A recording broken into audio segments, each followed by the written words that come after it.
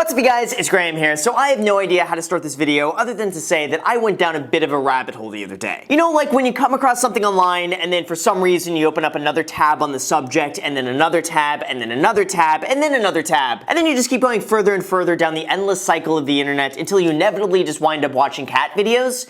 Yeah, me neither. But seriously, I came across an article that went over the financial milestones that everyone should reach by insert an age here. And because I'm in my late 20s, I thought it would be fun to research what other 20-somethings should be on track to achieve. And I did that by going through at least a dozen articles, which all mention things like pursue a financially rewarding career, get some term life insurance, purchase a home, open a checking account, buy your first car, smash the like button for the YouTube algorithm. And then because I wasn't really happy with any of those answers, I just felt like they were kind of lame, besides smashing the like button, of course, no offense. So I started looking up more measurable goals, like how much money should you have saved up by every age. Bankrate said that by the age of 30, you should aim to have $66,000 invested and $10,000 to $20,000 saved as an emergency fund. Which, in order to do that, assuming you started at the age of 22, you would need to invest $433 a month for 8 years, an average of 7% return, and there you go, voila, $66,000 invested. And then on top of that, you would have to be stashing away $100 to $200 a month additionally to build up that emergency fund over that period of time. But CNBC says, on the other hand, that in your 20s, you should aim to save 25% of your gross income so that by the age of 30, you have the equivalent of 1 year's salary saved up. Ally Bank seconds this advice by saying that you should have 1 time your annual salary saved up by the age of 30 and then save 15% of your income towards retirement. So, of course, I started looking up the average net worth of 30-year-olds just so I could see how accurate of a goal this was being portrayed. And it did not look that good. Under 35 years old, the median net worth was just $10,200. And if you take the median net worth of someone at the age of 30, including student loan debt, you're looking at a negative $1,900 net worth. So given all of these wild deviations between all the things you should be achieving by the age of 30 and how much money you should have, here are my top financial milestones that everyone should work towards and achieve in their 20s so that way by the time you're 30, you're going to be sitting pretty comfy. Or at the very least, you'll put yourself in a great financial position for the rest of your life if you could just get these 5 things down, and this is what they are. First, and the most reasonable goal that I think everyone should aim to achieve in their 20s is to get a credit score above 750. Now, for anyone who's not aware, your credit score is just a calculation that shows lenders how responsible you are in paying back the money that you owe. This could be something like credit cards, auto loans, student loans, a mortgage payment, or anything else where you're buying something without your own money up front. And this term known as a credit score is basically just a grade that lenders will see anytime they determine how much money they will give you or at what interest rate. The score ranges anywhere from 350 at the very lowest to 850 at the very highest, with the best interest rates given to people with a score above 740. That means the higher the credit score you have, the less interest you will pay, which saves you more money and makes you that much more likely to get approved. This is especially useful if you want to get a mortgage, invest in real estate, apply for high-end credit cards to go and get free travel, or even just get approved to leasing a car, renting an apartment, or anything else you would ever want to do in life. And the best part about all of this is that getting a good credit score is entirely free to do and relatively easy as long as you just follow these few simple steps. 1, always pay off any credit cards in full by the time they're due. Number 2, keep your credit cards open as long as you can because the longer you keep them open for, the higher the score will be. Number 3, it does help to have multiple types of credit. This could be multiple credit cards, an auto loan, a mortgage payment, a student loan, or anything else you could throw into the mix. And then 4th, do this consistently as long as you can. Just by following this advice, always paying on time, and never carrying a balance, you should be able to achieve at least a 750 credit score within a few years of doing this, and this would be a significant financial milestone for every 20-something to work towards. This would set you up for the best path of properly handling your finances, paying off debt, and getting some of that sweet,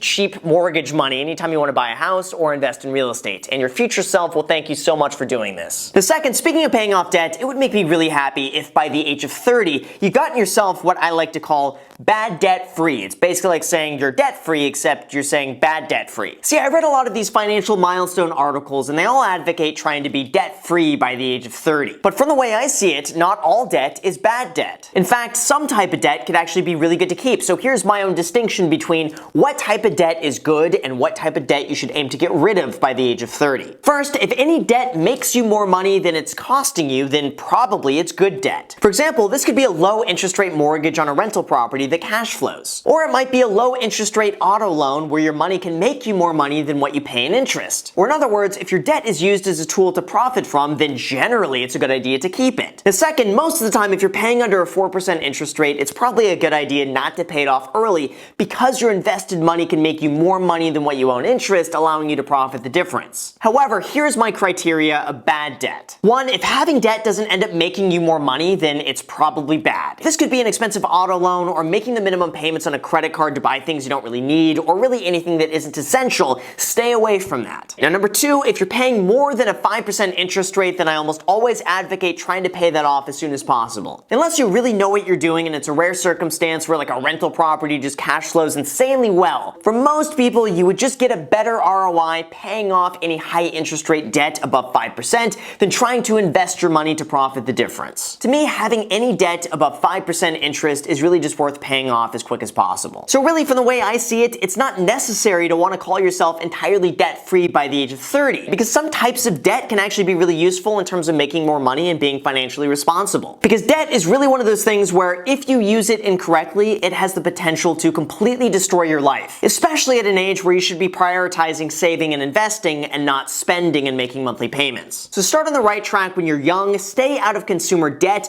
get in the habit of only making purchases that you could afford to pay with cash in your bank account at that time, or in certain situations, using debt strategically as a way to make more money and build your net worth. But ideally, by the age of 30, make it a goal for yourself to be completely bad debt free, and the sooner you could start on this, the better. The third, I know a lot of these articles recommend that by the age of 30, you have 1 time your salary saved up or $66,000 invested, and in a way, I agree with this. However, I think there's a small fault in this line of thinking in that in your 20s, your salary is going to be fluctuating wildly. I've seen some of my friends graduate college at the age of 22 and then take on a $50,000 a year job, and they continue doing that for years until, boom, all of a sudden they turn 28 and land a $150,000 a year tech job. So all of a sudden, does that now mean that they need to save $150,000 by the age of 30 if they want to hit that goal? So instead, my line of thinking is just this. By the age of 30, you should aim to have 1.5 years of your expenses invested. That means if you're spending $3,000 a month on your rent, car payments, utilities, insurance, food, and everything else that comes along with that,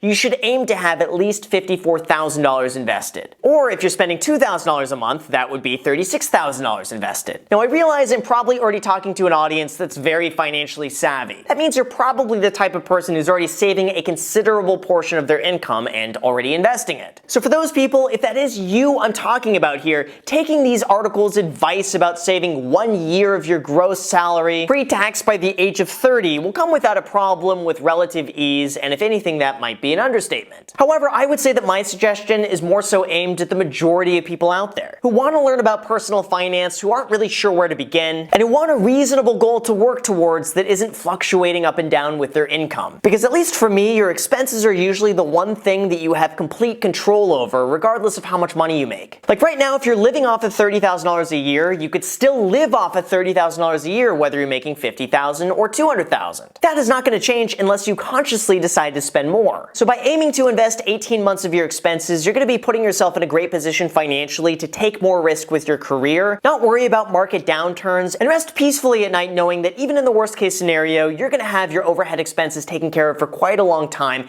just in the event something is to happen. Now fourth, by the age of 30, I highly recommend that you create a second source of income in addition to your main job. I'm surprised this is something that isn't mentioned more often, because as you get older and advance in your career, it's so important to use that as leverage to make even more money and diversify your income into other areas. After all, when surveyed, it was found that almost 2 in 3 millionaires had at least one extra source of income, with the most common being real estate investing. This usually all starts when you make money from your main career and then invest a portion of that into something else that makes you more money, which then gives you even more discretionary income to invest, which gives you more discretionary income to invest, which then gives you more discretionary income to invest. After a while, this just snowballs into you making more and more money without you needing to work any additional hours. Doing this allows you to spread out your risks so that you don't have all of your income coming in from just one source. source. So by going and creating additional income sources, it'll just give you something additional to fall back on should anything happen. And for me, this is how I did it. 1, I saved as much money as I could working my main job, which was working as a real estate agent. 2, I then invested that money in real estate, which made me even more money in rent. 3, I then used those rental profits in addition to the savings as a real estate agent to go and buy even more rental property. 4th, I then used that income to further diversify into index funds and the stock market. 5, that income continued to grow, which allowed me to go and make YouTube videos on the side for fun. 6, I now use all of that YouTube income to further invest in real estate and diversify my investments. And lastly, number 7, I smashed the like button for the YouTube algorithm. So as you can see, it all begins with the main business, which then gives you money to invest with, which gives you more money to invest with, and then as you have the time,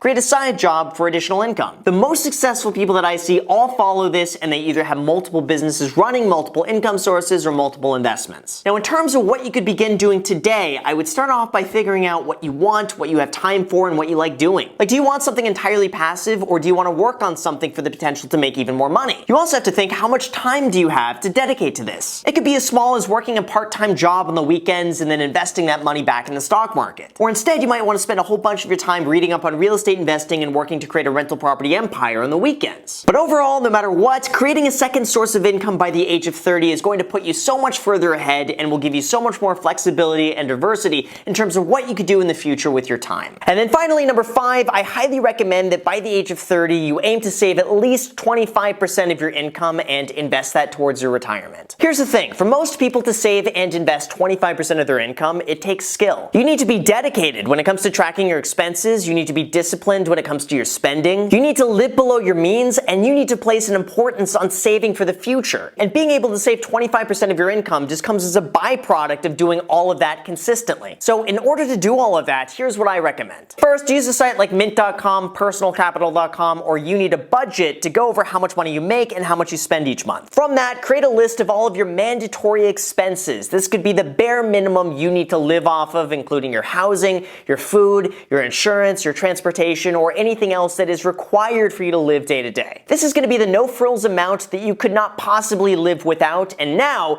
this is going to be the baseline from which you create your budget. The second, you'll be needing to create a list of all of your discretionary expenses that you want to have but don't need to have. This could be an Equinox gym membership, or a Mercedes lease payment, or going out to Mastro's every Friday night payment, or anything else that you could cut back on if you really needed to. Then third, once you figure out your mandatory spending and your discretionary spending, see what you would not mind cutting back on just to increase your savings rate. Chances are when you do this, you could find a lot that you could start cutting back on without ever realizing it. Then fourth, automatically invest that difference and that savings every single month. This savings amount should be treated exactly like a bill that you have to pay no matter what, except this is a bill that you are paying to yourself. Preferably, you shouldn't even have this money in your account for longer than a day or so, because otherwise it might be too tempting to go and want to spend. So consider this a must and have it taken out of your account and invested as soon as possible, because I truly believe out of sight, out of mind. And I promise, once you get in the habit of doing this consistently and saving at least 25% of your income every single month, you're not going to even know any money was missing when you started cutting back, and you'll watch your savings and investments grow considerably. Not to mention, it's really encouraging to start to see how much money you're saving every month, and if you're anything like me, after a while, you start to see it as almost like a personal challenge. Ideally, all of this should start to become fun after a while, and it really all begins with the principles and tricks that it takes to save 25% of your income by the age of 30. And those, you guys, are my top 5 financial milestones that everyone should aim to achieve in their 20s. Because honestly, I disagree with the articles that say that you should have a certain net worth or make a certain amount of money or to buy a house or anything like this. That isn't for everyone, and each of us is going to be on our own individual path. This is not a race to the finish line. Some people will end up making more money in a more expensive city that costs them more to live in.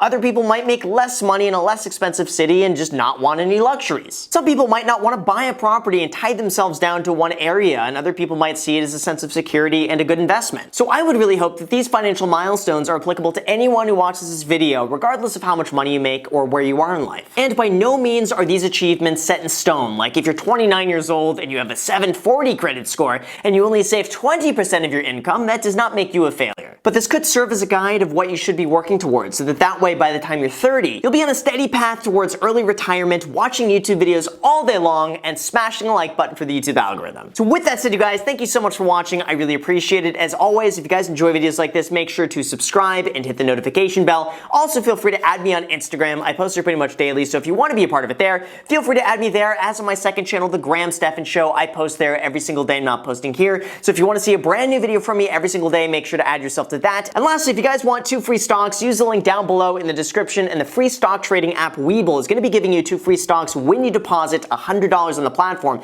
And one of those stocks could be valued up to $1,400. So if you want a chance to get a stock worth up to $1,400, use that link below, deposit $100, and let me know what 2 free stocks you get. Thank you so much for watching, and until next time.